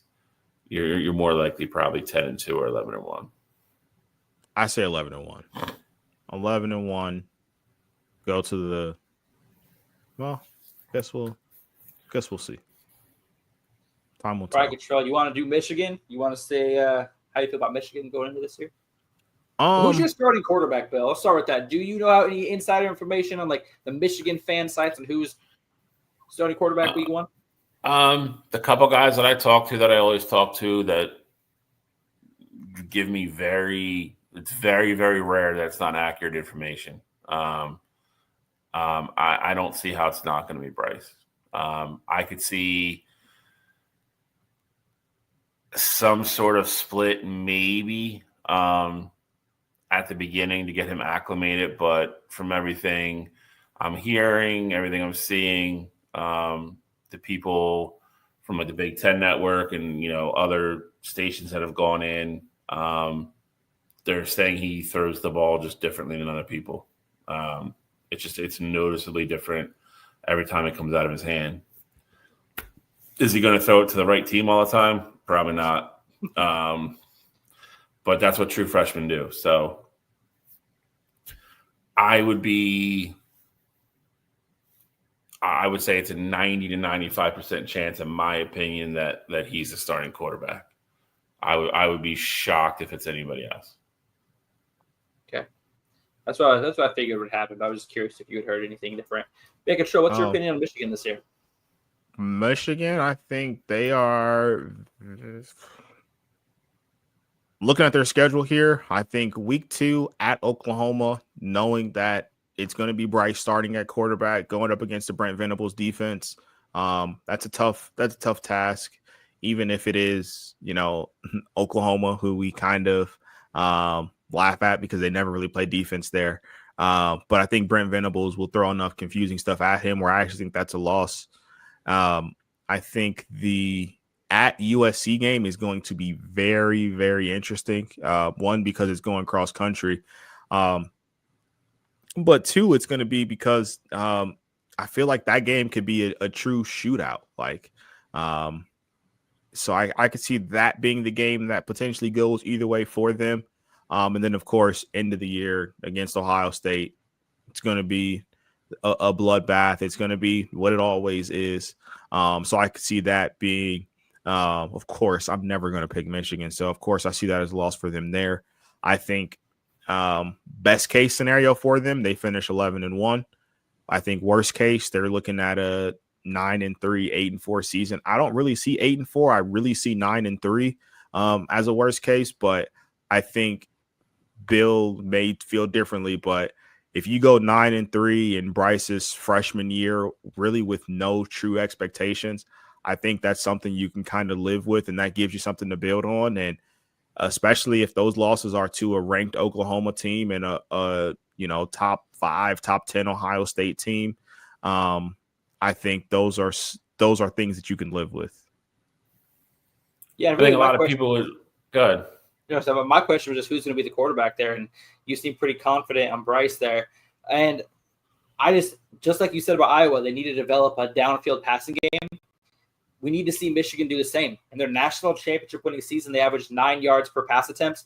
Last season, they were last in college football, averaging only 5.4 yards per pass attempt. So you say he spins it differently. Hopefully, we can see a different style of Michigan offense because I think they're going to have to throw the ball downfield a little more this year. I think with Lindsey coming in as the offensive coordinator from North Carolina, I think their offense is going to look a little different this year. They're still going to have the two-headed monster running back, with Justice Hayes and Jordan Marshall. They're still going to pound the ball, but I think they're going to. I think when they do decide to air it out, I think it's going to look more like the national championship team with JJ, and I think they'll take their shots downfield. Andrew Marsh coming in as a freshman. They have the kid from Indiana that transferred. They have Samaj Morgan back. I think they're very confident. It's probably the most talented wide receiver room overall that they've had probably since Donovan Peoples-Jones and Nico Collins were there. So they like it. We'll see. I also look at they beat Ohio State, Bama, and all them not being able to throw the ball. So defense will be elite again. We'll see. I think it's going to be a learning curve for him. I think everybody in their heart, to Cottrell's point, if they told us right now they're 9-3 at the end of the year, I think everybody would take it, and I think that probably puts them in a good spot to make the college football playoff. So his freshman year, if he goes 9-3 with what they're going to bring back next year, plus what they have coming in, they just signed Sabian Hyler the other day, the number one running back in the country. I for one would take it. Obviously, I would be annoyed probably about the winning streak against Ohio State ending, but at the same time, like I said, I think 9-3 probably gets us in the playoffs. So if he gets that experience as a freshman, I would be happy. I can't argue with that. I think a 9-3. I don't know. See, that's the thing with how they're doing the new college football playoff committee is doing their new weighing wins versus losses. I don't know if three losses would get you into the college football playoff, because at that point, if you lose to say Oklahoma, Ohio State, and the other losses, the USC, who's your best win? Nebraska? You mean like at that point? I don't know if three losses. I think you don't get in with how they're. I think that's definitely the conversation there. But I mean, a 3-loss Michigan team, like it, just kind of thinking about it here, a 3-loss Michigan team is with the brand they have behind them, and depending on how that Ohio State game looks, I think that could potentially factor into it. Also, it really is going to depend what some of these other schools do, because even if they do lose to Oklahoma, there's the potential that even with the Ohio State loss and some other loss, I can see a window where Michigan finds a way to backdoor into the Big Ten championship game. Like only having the 2 losses there. If Oregon, I said at worst, I think Oregon can be, 10-2 there, but the 2 losses would be conference games. And I don't know what the tiebreaker determinations would be there. I could see Penn State having 2 losses. Like I can easily see them losing to Oregon and Ohio State in the same season there. I could see Illinois having 2 conference losses. I could see Indiana having 2 conference losses. So I think 9-3 could be detrimental, but I also think that they'd have an opportunity to make the Big Ten championship there as well. Okay. Well, I think all that's left is if you guys want to say who your picks are to make the college. Actually, let's do the conference championship game first, and then we'll nominate some of the teams for the Mountain. And then we'll take a look at the full Mountain picture, and then we'll preview Kansas State and Iowa State. And get out of here about before football starts. Sounds good. Bill, you want to start us off, or Chuck can go first as well? Who do you guys have in your Big Ten championship this year? Who's going? I mean, I can go. Go for it. I can go because I'm. Mine's easy. I think we're going to get a repeat matchup of what we see in the regular season. I have, and I'm not going to tell you what game I think they lose there, but I have 11-1 Ohio State going up against 11-1 Penn State, and ultimately, I have Penn State winning the Big Ten this year. Okay. I don't like to be anticlimactic, but I have the same two teams and the same result. I think Penn State wins the Big Ten this year. I think they beat Ohio State to do it. Okay. I don't have that matchup, as I've already told you. I have Ohio State losing 3 or 4 games. So I have Oregon, of course, in the repeat, going for the repeat this year in the Big Ten. And I have a rematch of last year, Penn State. But again, I have Oregon outlasting Penn State and winning the Big Ten. We're defending champs. This is not a reach. This is not being a homer. This is how I actually feel. The defense is better this year.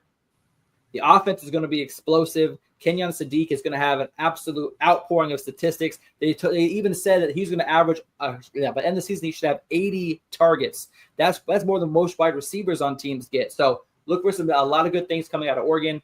And Mekhi Hughes, a bunch of pieces on defense they got in the transfer portal. The offensive line got stronger. I think this is Oregon's conference until otherwise. See, Bill, I tried to be level. I tried to be non-homer, and I knew Alex was going to give it to us. I just said that wasn't homer. I have statistics. I have the names. I got receipts. Let me guess, though. Oregon's going to be 12-0 going into the game against Penn State, and they're going to win the Big Ten. No. I think they lose at Penn State. I think if they beat them on neutral field in the championship, I think they lose to Penn State at Penn State. That's going to be a tough environment. Like I said, that Washington game is the one that scares me. Oregon State's always going to be a little nerve-wracking. They got Malik Murphy as their starting quarterback, a guy who has big game experience. Not that Oregon State has big game talent, but Malik Murphy is a difference maker as far as that quarterback position. So that game makes me level 3 out of 10 nervous. But Washington's got me up to level 6, so that Penn State game has me as at a 9 out of 10 on the worried spectrum. So I think that they do lose to Penn State that first game, and then they kind of take care of business in the Big Ten championship. Dan Lannigan's team make the adjustments like they did not make against Ohio State last year, and we have back-to-back champs in the Big Ten. So yeah. I'm with the back-to-back. I can't believe y'all are so high on Ohio State with so many pieces gone. Like you were saying how Penn State's got to figure out a new defensive coordinator. That's going to take a few weeks. Ohio State's got to do the exact same thing. But here's the difference, though. Jim Knowles' system is part of the reason why I say that. Like I know firsthand that it took literally 3 years to get Jim Knowles' system implemented for us to have consistent success there. We beat up on all the smaller schools. It happened all the time there. But you also have to have the right guys that are in those positions. And you lose Abdul Carter. You don't have that guy that's on your defense that is going to attack the passer and just be a dominant force there. I think that's the biggest thing there for me. If we had Jim Knowles this year, of course, I would be very confident in our defense. But I remember it's not too far gone for me to remember Jim Knowles' first year at Ohio State. In every big game, our defense was Swiss cheese because everything was too complicated and the kids didn't figure it out. So we have Matt Patricia now. I think defense can be very vanilla, but I also think you talk about as much as we're losing, what people don't realize is that of these kids who are going to be starting this year, I would say we're going to have a new strong safety. But outside of that, I think we're going to have a new linebacker as well. 9 of these 11 starters on defense played at least some portion of the national championship game. They were rotational players in the national championship team last year. So I think that the defense will be fine. I'm more so concerned with the offense at QB. How long does it take for Julian Sand to figure it out? And what does the running game look like without two bona fide number ones in Judkins and Henderson? And I want to see how long it takes for them to figure that out. Those are my concerns with the team. The defense, I'm not worried about. I think the defense is going to show up. There's a ton of talent on that defense. Bill, anything to add before we go to our Big Ten Eliminator Mountain nominations? It's definitely going to be. I think it's going to be interesting. I think you have 3.5 really good teams. Like I said, I'll see what our offense looks like, pretty quick. But I think all of them have a certain amount of, question marks. But I also look at, I saw the stat last night. I know what Michigan brought back from 22 to 23, and then what obviously Ohio State brought back from, 23 to 24. In terms of all conference players, and Penn State's bringing back this year more than both those teams. I think this is their year. I think if they don't get it done this year, I don't think Franklin ever wins one. I think this is a year where I've said it before, and we'll get more in depth to it next week when we make our actual predictions and everything. But he is sitting in the king seat with what he's bringing back, and I know how good Bryce Underwood's supposed to be. I know how good Julian Saint's supposed to be. We all know how good Archie Manning's supposed to be. He has the one kid that's already shown how good he can be, and he needs to be a little bit better. But he has the sure things. He has the sure thing starting the season. You guys have Dante Moore, another 5-star kid that we know how good he's supposed to be, what he looks like. We don't know what Alabama's doing. Georgia is not in their typical rotation of having the experienced guy back there. Tennessee's rebuilding. There's just so many question marks across the top 15 to 20 teams, and he has the constant right now, Drew Allard, and there's 2 running backs. He finally has, a complete offensive line probably for the first time in the last 6 or 7 years.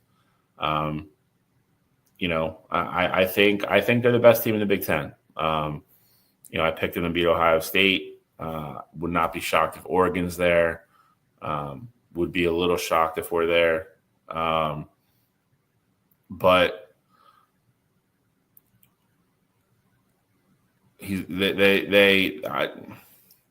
I'll say this. I watched an interview with him last night, and I hated what I heard. And I've watched interviews with Harbaugh before, Ryan Day, and those guys aren't afraid to put pressure on their kids and say publicly what the standard is for those football teams. They point blank asked them last night, is it national championship or bust? And I get every coach is going to, kind of answer a different way, but his answer really, it just annoyed me. It annoyed the hell out of me. He literally gave a mediocre answer, and how he's happy the program is where it is since he took it over, and all the kids he's put in the NFL, blah, blah, blah. And it just screamed to me that Penn State's happy with being 9-3 every year. And it's not acceptable. I know it's not acceptable at Michigan. I know it's not acceptable at Ohio State. And it's not acceptable at Oregon anymore. I hated the answer. I hated it. And he is the reason, we've made no bones about it. His record speaks for itself. He does not coach well in big games. And that scares me. So that being said, I'm going to stick with my pick. I think he has the easiest path there because I think he is the most mature, seasoned team out of all of us. So how he handles it, we'll see. How he maneuvers the season, we'll see. But it is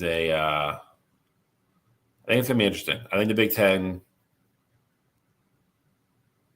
Big Ten will be more, I would say, fun and wide open, kind of more than it usually is. I think we're very used to, especially the last couple of years, Michigan, Ohio State, and then obviously Oregon joined it, and then everybody else is kind of all over the place. I think there'll be upsets this year. I think it'll be a little bit more fun. Well, with that said, let's take a look at who we think has a chance to make the college football playoff this year and add them to the mountain. Boom. All right, we got 6 teams coming out of the Big Ten. Cottrell, you want to go over your 3 first? My 3 were Ohio State, Penn State, and Oregon. I think all 3 of these teams are locks, like absolute locks to make it, especially with the new seeding and everything that they're doing, and how they're evaluating criteria. I think all 3 of those teams are locks, and those are 3 that I went with. Bill, you had brought up a team that wasn't one of those 3 to add to this mountain as a nomination. Why don't you cover that for us? Who were your 3, Cottrell? Ohio State, Penn State, Oregon. Yeah, I mean, okay, that's fair. Obviously, I've already talked about Michigan. I think Illinois is the interesting one for me. Bringing back who they had from last year. I think Brett Bielema was a very good coach. And I think they are kind of, I think to a lesser version, they're kind of, in the same boat as what Ohio State was last year, Michigan was the year before. I don't think they have that top-end talent, obviously, but they have a lot of kids with a lot of experience. They've been through a bunch of big games already. I think they're going to be favored in most of their games this year. I think they have a shot to hit the board and get in the playoff. I don't think they host a game, but I think they have a chance to get in. I really do. Like I said, I think Brett Bielema is a good coach. Drew Altmaier, who, we all, really kind of saw come into his own last year. I think, as long as he plays well again, they have a very scrappy defense. And like I said, I think they will, I think they're just going to kind of hang around and kind of hang under the radar this year, but I won't be surprised if they're the 4th team that gets in. Bill, you said they got 16 returning starters from last year. They were a 10-win team last year as well. They actually have the highest percent of returning production from last year in the Big Ten, with 75% returning production. So you said it. They definitely have experience. Where Luke Altmaier had a fantastic season, he lost a lot of his weapons on the outside. So it's going to be interesting to see those new offensive weapons kind of step up and see what kind of value they can add to the team. I think the team that I added that no one else had really talked about is Iowa. Obviously, I've mentioned them a couple of times. Obviously, I'm a huge Iowa fan, but as well as I truly believe this, last year's Iowa team was the second best rushing attack in the Big Ten. Obviously, a very run-focused offense. And now they have a quarterback that has that same capability and can also sling it in Mark Gronowski. Talked a little bit about him. I won't dive in too much about that. A very experienced quarterback, over 10,000 yards passing. And then, like I said, the defense last year allowed 21 points 3 times, more than 21 points 3 times last year, and they lost all 3 of those games. The defense has got to get back to the domination that they're used to, and they return a lot of members to the secondary. So look for that secondary to be really strong for the Iowa defense. And realistically, they have 2 extremely tough games in the season with Oregon and Penn State. But if you just look at their schedule, it's very manageable. They have Albany to start the season. Iowa State, that's obviously going to be a good game. They got UMass, Rutgers, Indiana, Wisconsin, Penn State at home, Minnesota, Oregon at home. And they have USC, Michigan State, and Nebraska. That could be a 10-2 team, losing to Oregon and Penn State. So I actually think Iowa does have a path to the college football playoff if they can keep the rest of their schedule managed and take care of the business when they should. But Iowa's my team that I nominated that wasn't from the others. That would lead me to believe Iowa could possibly be this year's Indiana's fool's gold. We'll see. Like I said, the schedule is manageable. They have the toughest games on their schedule at home with Penn State and Oregon coming to town. So home field advantage. We'll see. If they lost those 2 games, who would their best win be? Let me see. It would be Iowa State. Iowa State. I think Nebraska has a chance to be ranked at some point this season. USC, I think, would be another one. And then Indiana. Indiana's probably the other one they would have. So have 3 quality wins and with a Big Ten schedule. So there's a chance. I'm just saying there's a chance. Yeah. So you're telling me there's a chance. Yeah, that's about right. Hey, that's what this is for, okay? You said one thing that just like made me just question your whole life. Yeah, you said they were second last year in Big Ten rushing. Well, let's not forget that the guy who was carrying the load for them, Caleb Johnson, like he's in the NFL now. Like that guy is no longer there. So who cares what they did last year? Like that's like saying Ohio State led the country in rushing or led the conference in rushing. Well, it doesn't matter because Travion and Quinshawn aren't there anymore. Like it doesn't matter for this year. Let's look at the full mountain now, people. Let's take a look at all the teams that are nominated to the mountain. Let's take a look. Look at all the teams in the Big Ten, the SEC, the Big 12, and the ACC. That is a full mountain. We have 27 teams. I think we counted them out. Control, or was it 26? 26 teams. We have one more team I like it. In the top 25, and we don't have any FCS schools on here. I feel like we won't really be able to add them and see who has that potential until probably about week 6 or between 6 and 8. I think that would be a good time to start including the FCS or not FCS, the group of 4. Group of 4 schools. I think that'd be appropriate. And then, other than that, horses are lined up, ready for the race to start. I like the list we've come up with. I think obviously some schools have a better chance than others, but I don't think there's anybody here, minus your dumb Kansas freaking pick. Wow, bro, wow! He picked Baylor. Baylor's going to be better than Kansas. Yeah, I like Baylor, but between your Kansas and your, I won't give it too much to Virginia Tech. I think they're better than people think they are. I think Kansas is probably the only really bad one here, but overall, man. Overall, I think we've done.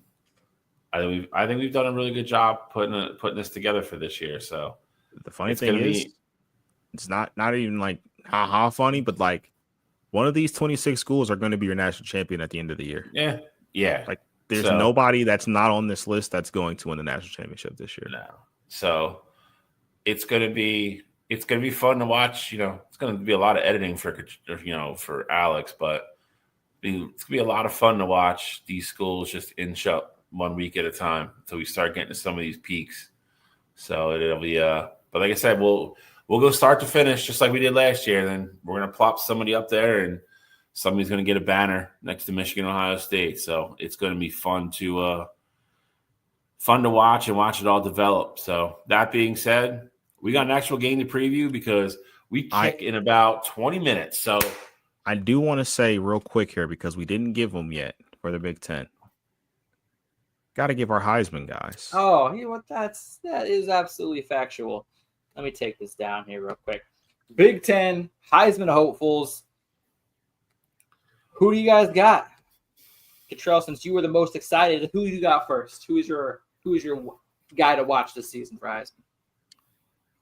I mean, it's impossible for me not to say the best offensive player in the country. That's going to be Jeremiah Smith.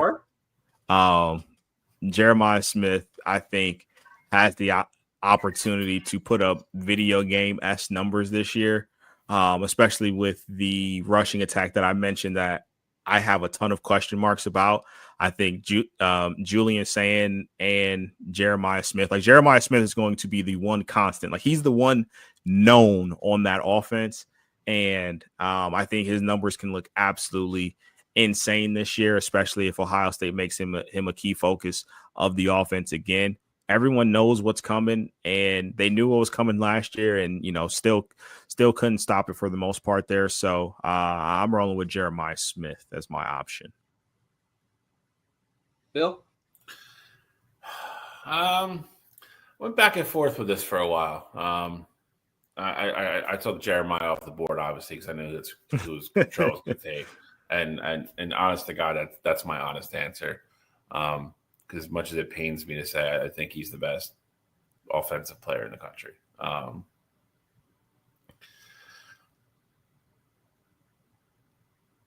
gonna go. I'm gonna go with Drew. I think if he's there, if they're there at the end, I think that means he had a really good year. They're gonna have a bunch of wins. I think his numbers will be strong enough to get him there. So I got to stay consistent with what I'm picking and what I really feel is going to happen. So I'll go with Drew Aller. Give it to me, Alex. I was going to say Kenyon Sadiq. He was going to win the Heisman Trophy as a tight end. Then I did some research and realized a tight end hasn't won. I'm not going to say him. Hasn't won the Heisman since 1942. And that dude played both ways. He played defense as well. And then the highest finish for my tight end in the Heisman race was the year OJ won it and finished fourth. So I did not say I was about to say, was he gay? Said he played both ways. Like that was my question. Offense and pause. I know, pause. But when you what are you talking about? There's only one way I could have possibly meant it when I said he played both ways. And we respect all types of people on this show. But no, so I have to go with the most experienced quarterback in the Big Ten. He got the most yards passed for in FCS history, over 10,330 yards. I got to go with Mark Gronowski. Iowa does have a chance and makes the college football playoff and goes 10-2. Mark Gronowski I think he's going to have over 4,000 yards passed. No, not 4,000. That's a little bit exaggerated. Probably 3,000 yards to Iowa because they're not going to pass that often. He's going to have over 1,000 yards rushing. He's going to be a huge reason why Iowa makes a press for the Big Ten championship and a chance at the college football playoff. Why are you guys laughing? Alex, I wanted you to. You had like fruit. It was here. It was just low hanging. I was waiting for you to just tell me Dante Moore, and Why? I would have been like, okay, I can live with Dante Moore being the guy. They're gonna pass the ball a ton. His numbers are gonna look great. But then you gave me Mark Gronowski from Iowa, and that just took away all of my morale. Like I would have preferred you say the tight end kid, Kenyon Sadiq, gay who's going to be the best tight end in the country, who's going to have over 80 targets, probably have over 1,000 yards receiving from the tight end position. To carry more, he won't have a better. He will not have a better year than what Tyler Warren had last year, and Tyler Warren didn't sniff the Heisman. That's why I said I didn't. I was just going to say. Why I just said that. I'm not going to give it to him because of the research. No one's finished Heisman fourth. No, I get that. I'm saying that I would prefer you taking him over Gronowski. No, bro. I have high hopes for Gronowski. The other guy I was going to pick, I had a couple. All right, I had a couple names down here, and the other name was obviously Drew Aller. Okay, but obviously I couldn't go for the normal name because I knew Bill was going to take it. I knew who you were going to take, and I'm not confident on Dante Moore because he hasn't even been announced a starter yet, which I know he's going to be, but I don't know if he has what it takes to win Heisman year one. And I was going to say Fernando Mendoza just to piss Bill off, go Indiana, because of all the returning talent wide receiver that they have. I would have preferred that. Yawn. Man. Curtis O'Rourke finished 10th, 11th in the Heisman last year. I mean, Cignetti's offense might spark something in Mendoza. Gronowski, no chance. I'm telling you, I don't know if he finished top 10 in if you've been watching Heisman the camp in the Big Ten. These again, you guys took the low-hanging fruit, okay? You're right. I took the creative. I respect what you did. I would have preferred somebody better. You should make a show bet. Does he finish in the top 10 in Heisman? Yes or no? Mark Gronowski? What the hell? Yeah. Top 10? Well, yeah, absolutely. That's what I'm saying. There's your bet. Top 10. I think top 10 is fair. Mark Gronowski doesn't get all Big Ten honors. Bet's sitting there. Somebody's got to make it. Whatever. Anyway, that's who I have as the Heisman nomination. What's preview the game Iowa that matters. What's famous Iowa stuff? Corn. What do you mean? Corn? Yeah. Caitlin Clark. Fair. I was gonna say we gotta have something around Iowa stuff because we had the duck bet. We got to do something. We'll figure it out. But all right, let's preview the game. We have an actual game today, y'all. Actual game. Live football kicks in at 16 minutes. Speaking of corn, it's Farmageddon. Number 17th ranked Kansas State Wildcats versus number 22nd ranked Iowa State Cyclones, led by Rocco White. And obviously the do-all-everything guy from Kansas State. You want to say it, Alex? You want me to say it? Avery Johnson. That's one. Actually, no, it's three. Sorry. Not three. Just like last year, gonna start with an in-conference game at a neutral site across the pond. This is in Ireland, correct? Yeah, Dublin, Ireland. So, Yeah. not quite sure why it makes sense, but that being said, I'm excited to watch football.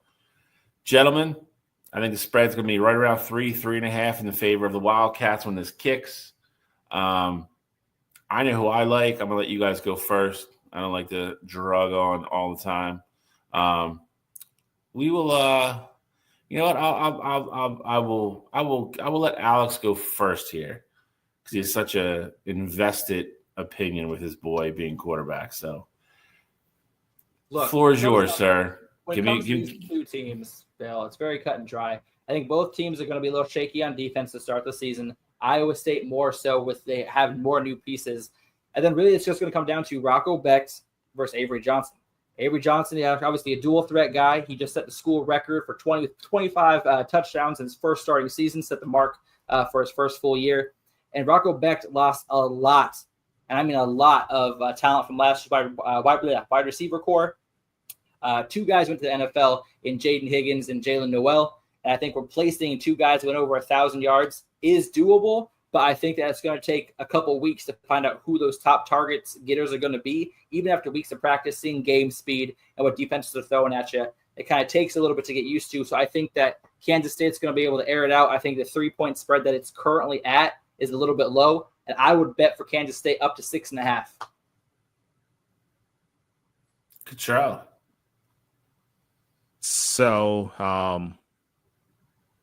I agree with Alex in the sense of Rocco did lose a lot with Jalen and Jaden going on to the NFL. However, I also know that they still bring back their running back. What's the kid's name? Carson Hansen. He's going to be a big part of their offense. He had 13 touchdowns last year. He can catch out of the backfield. He's a good runner there as well. And then I also think with them bringing in Chase Sowell out of the transfer portal from ECU, had 670 something yards last year on 30 catches. I mean, he's a big play waiting to happen there. For me, I think this game is going to come down to which offense cannot make the big mistake. And for me, I think that's going to be Iowa State. I think this is a game where Avery Johnson has 2 turnovers, and I think the second one is going to be ultimately what kills it. I think this is going to be an absolutely phenomenal game. I think it's going to go down to the wire. Kansas State's going to be driving, and whether it be a four and out or an interception late, I don't think Kansas State has enough to get it done.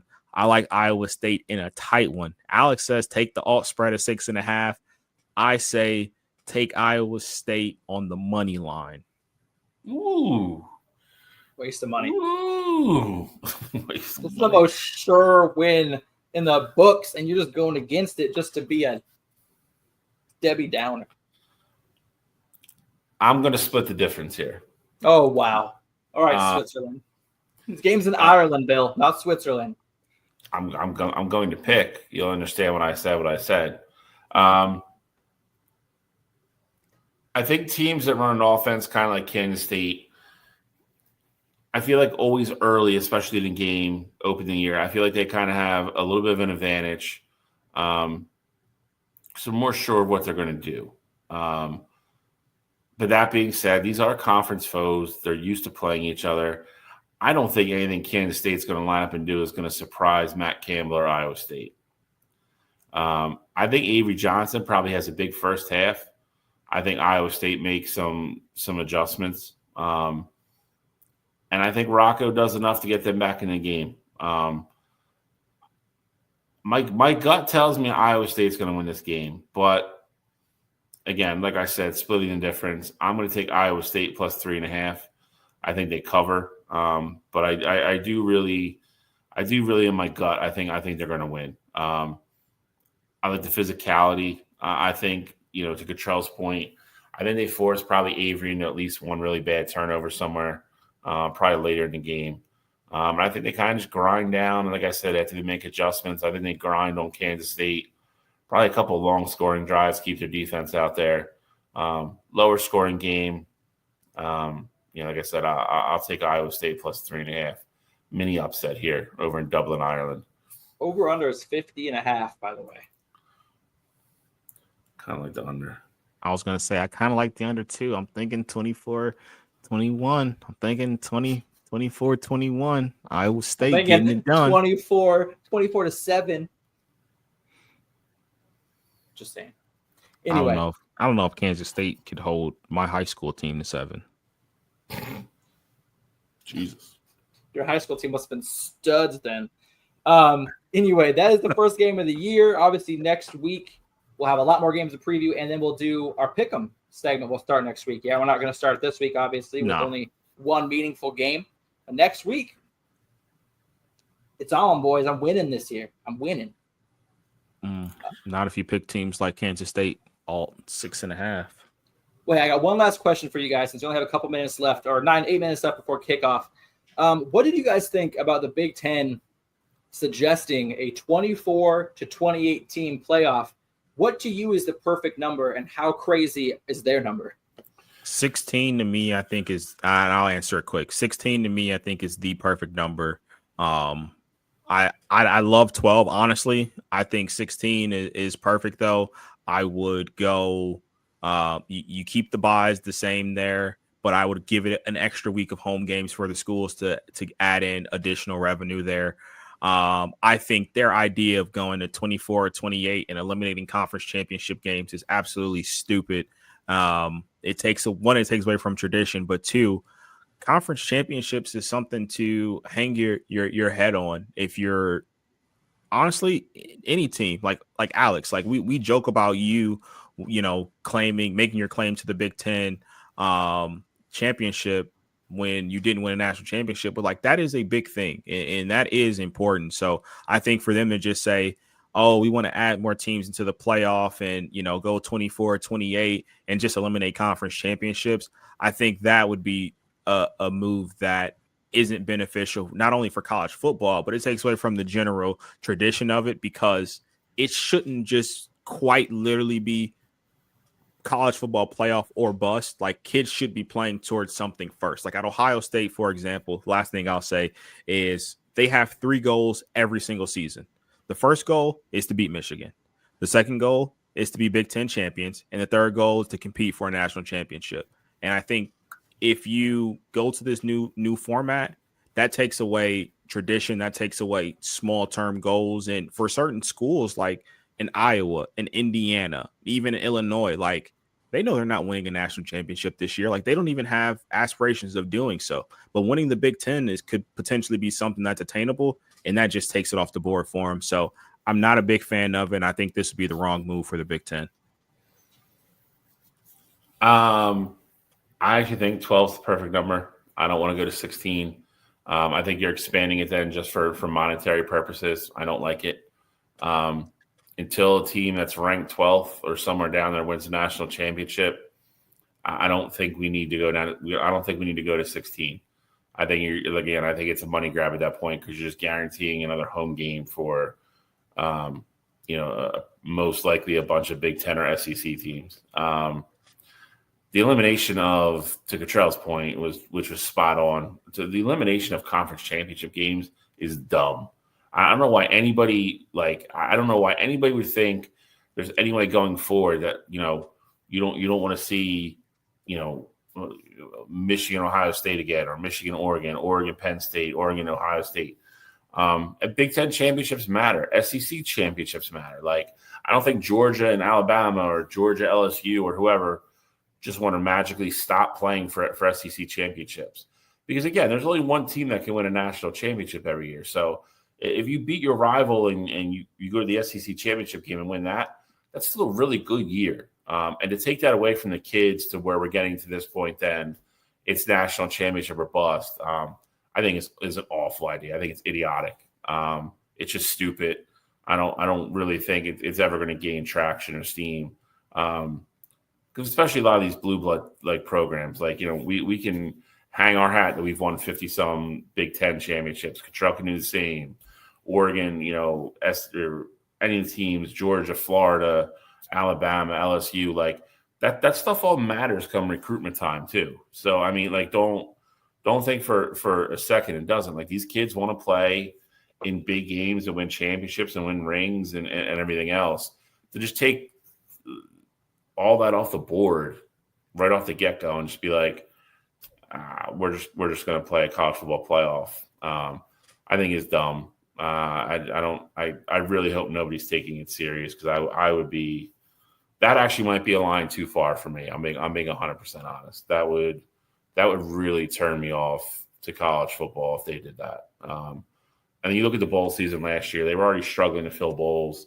You keep taking more and more teams in the college football playoff.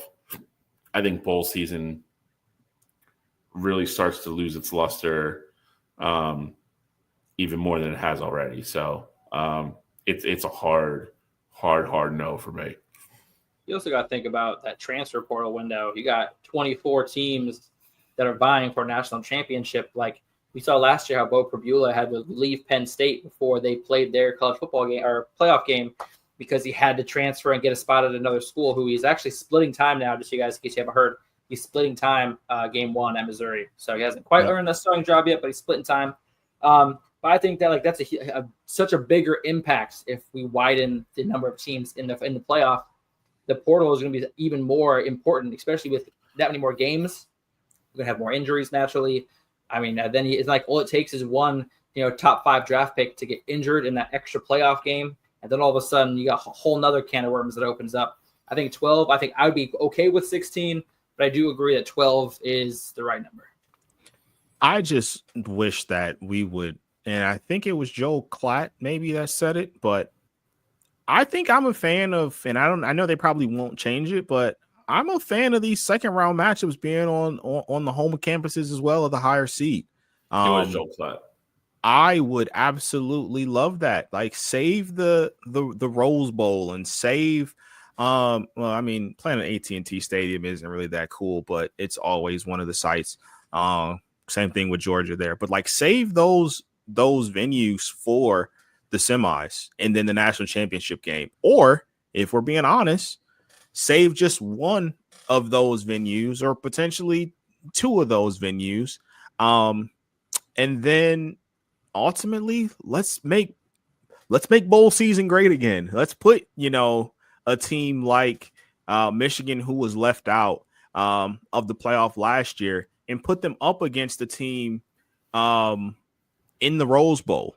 And like it can still have luster to it. I think about personally, before we had expanded to this 12-team playoff, the Ohio State versus Utah bowl game was absolutely incredible. It meant nothing. You had Olave and Garrett Wilson opt out of it, and it literally meant nothing, but people still watched it. It was still electric. Like I'm all for making bowl season what it is all over again.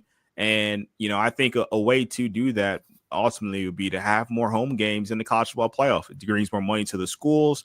Travel is cheaper. Tickets are going to be more accessible for students. Like everything would be better about that, except the NCAA wouldn't be feeding their pockets as much. I don't disagree with you, but I think at that point though, the Rose Bowl is not going to agree to that because they want to be relevant. Like you look at 2 years ago, like they had the semifinal between Michigan and Alabama, which drew 20 million people. Like they don't, because at that point, if you have, that's the problem you have, because say if you get 4 Big Ten teams in, the Rose Bowl doesn't want the 5th place Big Ten team against some rando. It's not what they want. Like the Rose Bowl has the history, has all the prestige. They want to be involved in that Final Four rotation to get these big games every other year. Like they're never going to agree to that.